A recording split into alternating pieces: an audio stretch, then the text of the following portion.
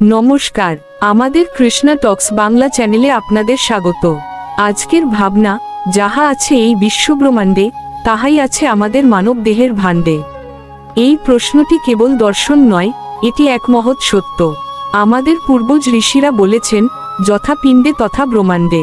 আসলে বিশ্বব্রহ্মাণ্ড যা কিছু দিয়ে গঠিত, মাটি, জল, আগুন, বায়ু এবং আকাশ, এই সমস্ত পঞ্চভূতের উপস্থিতি আমাদের এই ক্ষুদ্র দেহভাণ্ডেও আছে।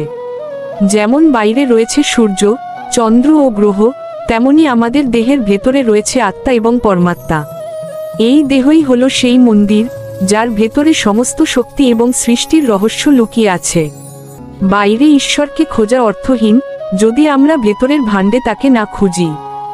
ভগবান শ্রীকৃষ্ণ গীতায় বলছেন, ঈশ্বর সকল প্রাণীর হৃদয়ে যন্ত্রের উপর আরুরের ন্যায় অবস্থান করছেন এবং জীবদের ভ্রমণ করাচ্ছেন। শ্রীমদ্ ভাগবত গীতার ৮ অধ্যায়ের ৬১ শ্লোকের ভাব অনুসারে। সুতরাং বাইরে মহাবিশ্ব নয়, ভেতরের এই ক্ষুদ্র ভাণ্ডই হল আপনার আসল তীর্থক্ষেত্র। এই ভাণ্ডের দিকে মন দিন। হরে কৃষ্ণ।